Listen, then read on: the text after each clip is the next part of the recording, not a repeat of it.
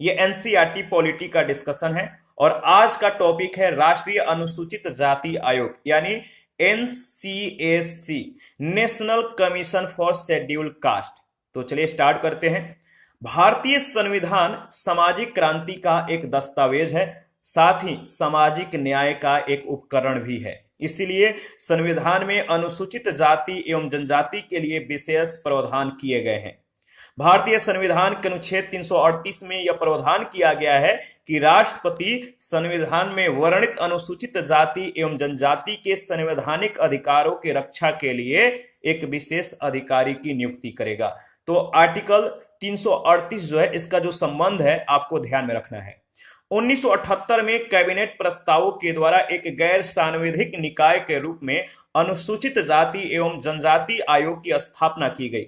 65वें संविधान संशोधन 1990 के द्वारा एक बहुसदस्यीय अनुसूचित जाति एवं जनजाति आयोग की स्थापना की गई, परंतु 89वें संविधान संशोधन 2003 के द्वारा अनुसूचित जाति एवं अनुसूचित जनजाति आयोग को पृथक कर दिया गया।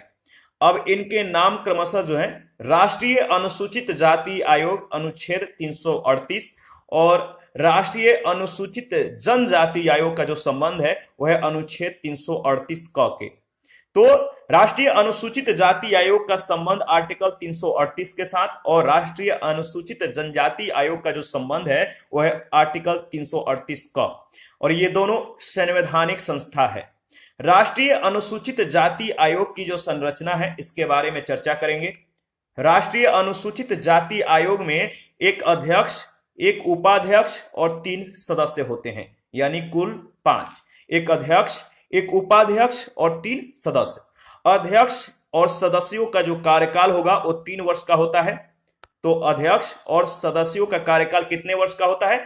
3 इयर्स का होता है, और इन्हें पुनः अपने पद पर नियुक्त किया जा सकता है। यानी 3 वर्ष, अगर ये पहली बार अगर 3 वर्ष के लिए पद पर मतलब कि रहते हैं, तो जब पद मुक्त हो जाते हैं तो भी दोबारा ये जो है नियुक्ति के लिए पात्र होंगे, परंतु 2 बार से अधिक इन्हें अपने पद पर नियुक्त नहीं किया जा सकता। सभी सदस्यों की नियुक्ति राष्ट्रपति के द्वारा की जाती है। किसके द्वारा? राष्ट्रपति के द्वारा, प्रेसिडेंट के द्वारा। अनुसूचित जाति आयोग के अध्यक्ष को केंद्रीय कैबिनेट मंत्री का दर्जा प्राप्त होता है एवं उपाध्यक्ष को केंद्रीय राज्य मंत्री का जो है दर्जा प्राप्त होता है। अध्यक्ष अनुसूचित जाति का सदस्य होना चाहिए जो प्रसिद्ध राजनीतिक एवं सामाजिक कार्यकर्ता हो, याद रखिएगा। आगे बढ़ते हैं। इसके बाद आयोग के जो कार्य हैं इसके बारे में चर्चा करेंगे। संविधान में अनुसूचित जाति के हितों की रक्षा से संबंधित विषयों की जांच और उनकी निगरानी करना तथा अनुसूचित जाति के अधिकारों के हनन की शिकायत की जांच करना आयोग के प्रमुख कार्य हैं। इसके अतिरिक्त राष्ट्रीय अनुसूचित जाति आयोग के निम्नलिखित कर्तव्य होंगे। पहला क्या कर्तव्य होगा? अनुसूचित जातियों के लिए संविधान अथवा भारत सरकार के किसी आदेश के अधीन किए गए रक्षा उपायों से संबंधित सभी विषयों की जांच करना और उन पर किए गए रक्षा उपायों के क्रियान्वयन का मूल्यांकन करना। दूसरा, अनुसूचित जातियों को उनके अधिकारों और रक्षा उपायों से वंचित किए जाने की शिकायत की जांच करना। तीसरा क्या होगा? ऐसे उपबंधों के क्रियान्वयन के विषय में प्रति वर्ष या जब भी आवश्यक हो आयोग के द्वारा राष्ट्रपति को जो है रिपोर्ट देना। इसके बाद अनुसूचित जातियों के संरक्षण, सामाजिक और आर्थिक कल्याण तथा विकास के लिए अनुशंसा करना, ये सभी जो है राष्ट्रीय अनुसूचित जाति आयोग के कर्तव्य हैं। इसके बाद 5वां जो कर्तव्य होगा, अनुसूचित जाति के कल्याण से संबंधित योजनाओं के बेहतर क्रियान्वयन की निगरानी करना।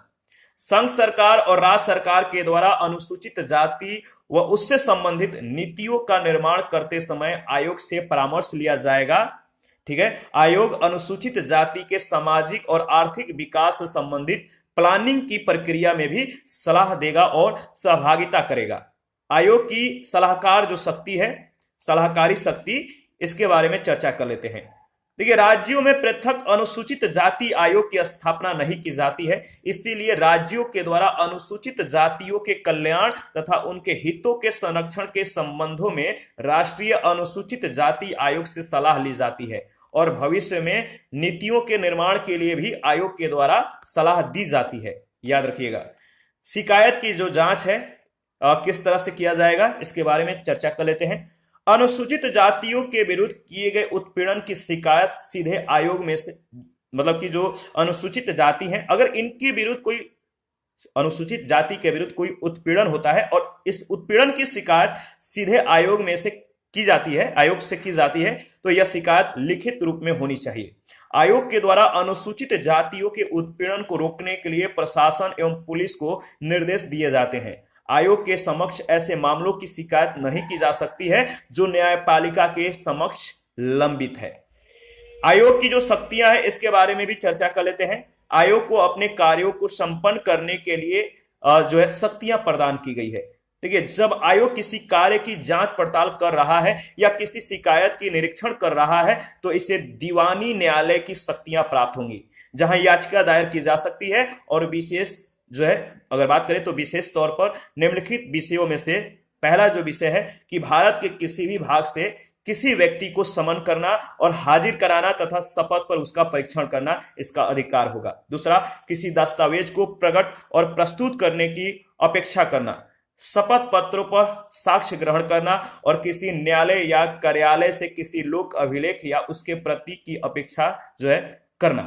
तो किसी न्यायालय या कार्यालय से किसी लोक अभिलेख या उसके प्रति की अपेक्षा करना, इसका अधिकार होगा। और साक्ष्यों और दस्तावेजों के परीक्षण के लिए वो जो है समन निकाल सकता है और कोई अन्य विषय जो राष्ट्रपति नियम के द्वारा निर्धारित करें, ये सभी कर सकता है और उसका ये अधिकार है। आयोग का जो प्रतिवेदन है, जो रिपोर्ट है, इसके बारे में हम लोग चर्चा करेंगे।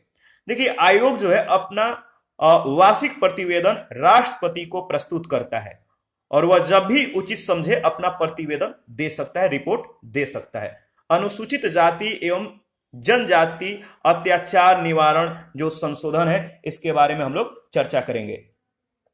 तो देखिए, अगर बात किया जाए अनुसूचित जाति एवं जनजाति अत्याचार निवारण संशोधन नियम 2016 जो अधिसूचित है, इसमें जो दिया गया है आप ध्यान में रखिएगा। देखिए, 14 अप्रैल 2016 को सामाजिक न्याय एवं अधिकारिता मंत्रालय के द्वारा अनुसूचित जाति एवं जनजाति अत्याचार निवारण संशोधित नियम 2016 की अधिसूचना जारी की गई और इसमें निम्न प्रावधान किए गए। पहला प्रावधान क्या है? विशेष अदालतों को अपराध का प्रत्यक्ष संज्ञान लेने की शक्ति प्रदान करना और जहां तक संभव हो आरोप पत्र दाखिल करने की तिथि से 2 महीने के अंदर सुनवाई पूरा करना। अत्याचार से प्रभावित व्यक्ति या उसके परिवारजनों को निर्धारित आर्थिक मदद 7 दिनों के अंदर दी जाए और अत्याचार के शिकार व्यक्तियों और गवाहों की सुरक्षा का प्रबंधन करना और बलात्कार एवं सामूहिक बलात्कार जैसे अपराधों के लिए राहत का प्रावधान करना और हत्या तथा सामूहिक बलात्कार जैसे मामलों में राहत राशि बढ़ाकर 75,000 से 7,50,000 और 85,000 से 8,25,000 तक जो है कर दी गई है। राहत राशि में बदलाव अपराध की गंभीरता पर निर्भर करता है। ठीक है, इसके बाद अगर बात करें तो देखिए कुछ पॉइंट और भी है। देखिए, जो रिपोर्ट होता है, अगर बात किया जाए तो जो आयोग का जो रिपोर्ट है, राष्ट्रपति इस रिपोर्ट को संबंधित राज्यों के राज्यपालों को भी भेजता है और उसे जो राज्यपाल है उसे राज्य के विधानमंडल के पटल पर रखवाता है और उसके साथ राज्य से संबंधित सिफारिशों पर की गई या की जाने वाली प्रस्तावित कार्रवाई, यदि कोई ऐसी सिफारिश या अस्वीकृत की गई है, जो ऐसी कोई सिफारिश है जिसे मतलब कि अस्वीकृत कर दी गई है, मतलब कि उसको एक्सेप्ट नहीं किया गया उस मतलब कि सिफारिश को, तो अस्वीकृति के कारणों को स्पष्ट करने वाला ज्ञापन भी होना चाहिए।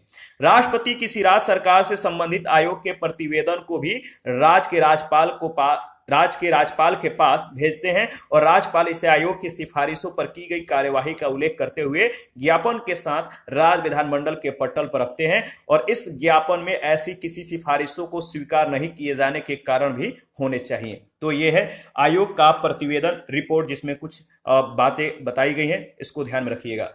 इसके बाद देखिए, राज्य स्तरीय जो कार्यालय है, इसके बारे में हम लोग चर्चा करेंगे। 2004 में राष्ट्रीय अनुसूचित जाति आयोग अस्तित्व में आया और वर्तमान में इस राष्ट्रीय आयोग के अंतर्गत 12 राज्य स्तरीय कार्यालय हैं। ये कार्यालय निम्नलिखित राज्यों में कार्यरत हैं। गुजरात, ठीक है, गुजरात के अहमदाबाद में कार्यालय है, उत्तर प्रदेश के लखनऊ में, बिहार के पटना में, महाराष्ट्र के पुणे में, सिक्किम के अगरतला में, तेलंगाना के हैदराबाद में, पश्चिम बंगाल के कोलकाता में, कर्नाटक के बेंगलुरु में, चंडीगढ़ के, ठीक है, चंडीगढ़ याद रखिएगा, तमिलनाडु के चेन्नई में, असम के गुवाहाटी और केरल के तिरुवनंतपुरम में। और इसी के साथ हमारा आज का जो सेशन है वो समाप्त होता है। नेक्स्ट सेशन में हम लोग राष्ट्रीय अनुसूचित जनजाति आयोग के बारे में चर्चा करेंगे।